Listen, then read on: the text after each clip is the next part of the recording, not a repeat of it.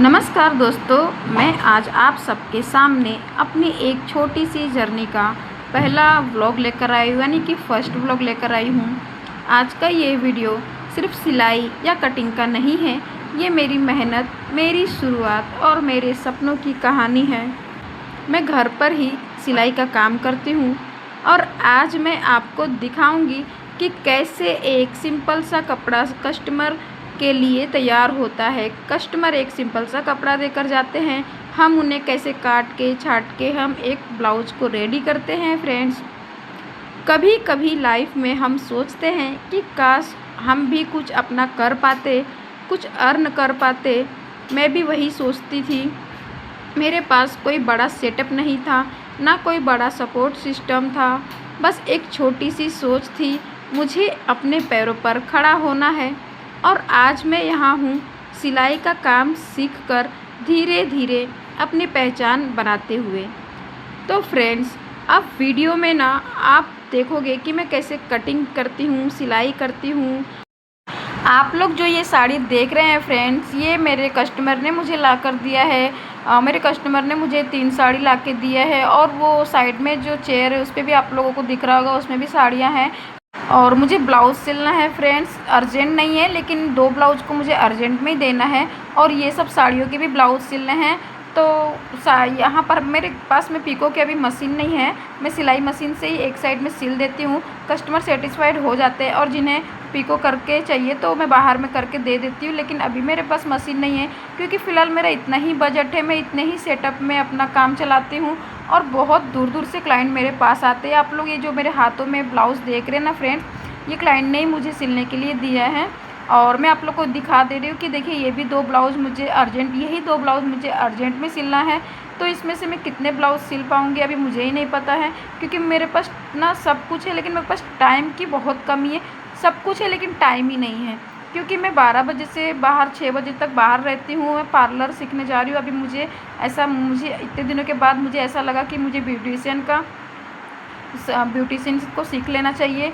और अभी मैं फ़िलहाल और मैं सिलाई भी छोड़ नहीं सकती फ्रेंड्स, क्योंकि इसी से मुझे 2 पैसे मिलते हैं और यही मेरी मेहनत और मेरी ताकत बनती है। मैं जो मेरे छोटे मोटे खर्चे हैं, छोटे मोटे क्या, हर चीज़ का मेरा खर्चा निकालती, तो मैं सिलाई को भी छोड़ नहीं सकती हूँ।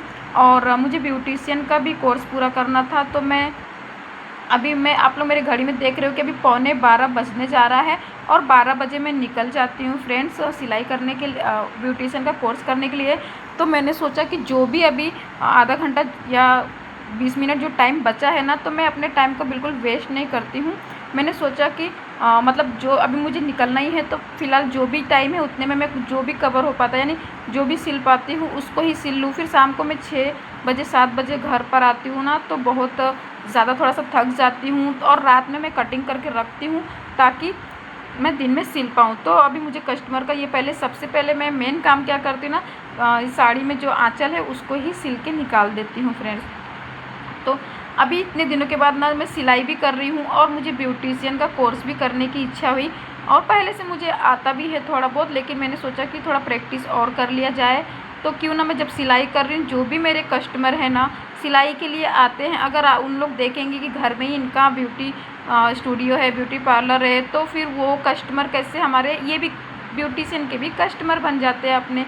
तो एक काम से दो, हमारा दोनों तरफ से इनकम हो जाएगी, ये भी चलेगा और जो सिलाई के लिए ब्लाउज़, कपड़े, ड्रेस वगैरह जो भी लाते हैं, तो उससे मेरा इधर का भी खर्चा थोड़ा निकल जाएगा।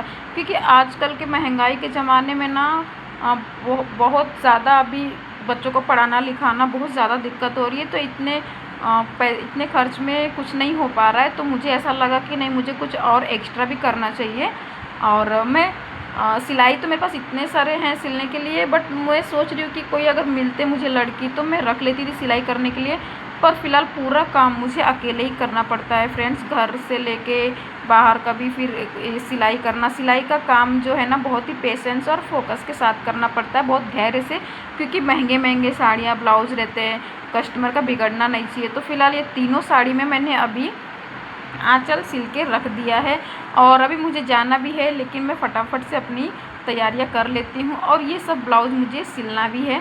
और अस्तर मैंने लाकर पहले से ही रख लिया था, क्योंकि अस्तर वगैरह ला के मैं रख लेती हूँ ना गाइस, तो मुझे कैसा रहता है, जब भी टाइम मिलता है मैं कटिंग वटिंग करने के लिए निकल जाती हूँ।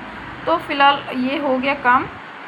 मुझे जाना था पार्लर, और पार्लर ब्यूटिशियन के लिए नहीं जा रही, मैं कोर्स करने के लिए जा रही हूँ, नहीं तो मुझे कुछ करना नहीं है। और फिलहाल आप मेरे हाथ में ना जो ब्लाउज़ देख रहे हैं ना, ये ब्लाउज़ को मुझे अर्जेंट में ही सिलना है।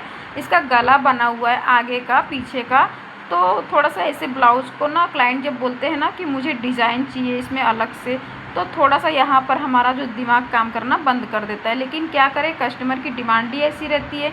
गला ऑलरेडी बनकर दिया हुआ है, लेकिन कस्टमर को अलग गला चाहिए, तो इसके लिए थोड़ा सा दिमाग लगाना पड़ता है। और अब मैं बैठ गई हूँ फ्रेंड्स, देखिए आप लोग देख सकते हो, कटिंग करने के लिए मैं रेडी भी हो गई हूँ जाने के लिए बाहर। और ये मैंने कटिंग वटिंग करके रख लिया है, और आप लोग देख सकते हो कि मैंने इसको लाइनिंग के कपड़े को भी अटैच करके रख दिया है, और स्लीव को भी मैंने ज्वाइन करके रख दिया। अब आप लोग सोचेंगे कि इन्होंने मशीन पे बैठा नहीं तो ये ज्वाइन कैसे हो गया, तो ये अलग एक ट्रिक आती है फ्रेंड्स। अगर आप लोग मेरी वीडियो को सपोर्ट करते हो, लाइक करते हो और मेरे चैनल को सब्सक्राइब करते हो, तो ये ट्रिक मैं नेक्स्ट वीडियो में ज़रूर आप लोग को बताऊँगी कि ये ट्रिक मैं कैसे यूज करती हूँ। बस मेरे पास थोड़ा सा टाइम होना चाहिए। फ़िलहाल इस ब्लाउज़ की मैंने कटिंग कर लिया, तो मैं बहुत ही सेटिस्फाइड हूँ अभी, क्योंकि जो ब्लाउज़ अर्जेंट में देने रहते हैं और अपने पास टाइम की कमी रहती है ना, तो ऐसा लगता है अरे यार कब ये ब्लाउज़ जो होता फटाक से कब सिलेंगे, एक टेंशन सा अलग सा ही रहता है। तो आगे, आज तो ये मेरा फर्स्ट ब्लॉग है, लेकिन आगे की जर्नी में आप लोग मेरा, अभी मैं ब्यूटी स्टूडियो का सेटअप घर पे ही डालने वाली हूँ। कौन कौन, अगर आप लोग मेरा ब्यूटिशियन का सेटअप देखना चाहते हैं स्टूडियो का, तो मुझे कमेंट करके ज़रूर बताइएगा। और फिलहाल ये जो मैं ब्लाउज़ की कटिंग कर रही हूँ ना, ये 42 बस साइज़ का ब्लाउज़ है फ्रेंड्स।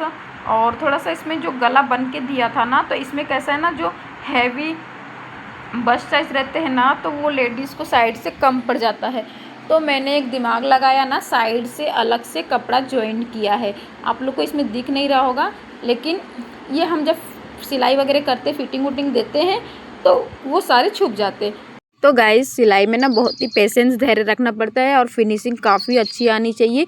ऐसे ही मेरे पास दूर दूर से कस्टमर नहीं आते हैं, क्योंकि उन्हें फिनिशिंग मेरी अच्छी लगती है फ्रेंड्स। और आप ना इसमें कुछ सीखना चाहते हैं, कोई टिप्स या ट्रिक आपको नहीं पता रहता है, तो वो टिप्स और ट्रिक मैं आप लोगों को बता दिया करूँगी, अगर आप लोग कमेंट करके बताते हैं तो।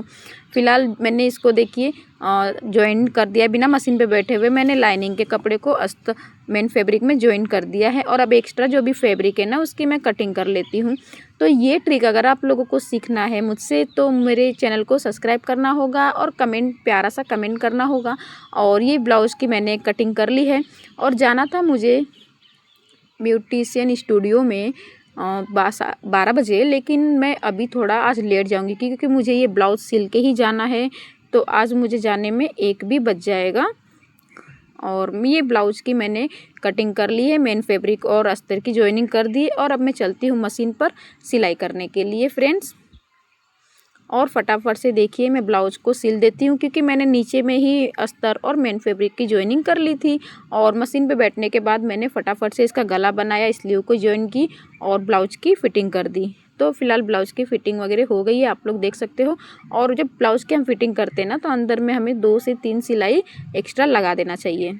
अगर कस्टमर को ढीला हुआ या टाइट हुआ, तो वो अपना मैनेज कर सकते हैं। मैं लास्ट में भी 1 सिलाई फिनिशिंग दे रही हूँ, क्योंकि ब्लाउज़ में फिनिशिंग बहुत मायने रखता है, और परफेक्ट फिटिंग भी बहुत मायने रखता है। इसलिए कभी भी अपने कस्टमर के लिए जितना हो सके उतना अच्छा ब्लाउज़ बनाइए। तो ब्लाउज़ ये रेडी हो गया है, बट डोरी मैं अभी नहीं लगाऊंगी, क्योंकि मुझे जाने के लिए देर हो रही है, ऑलरेडी मैं लेट हो चुकी हूँ।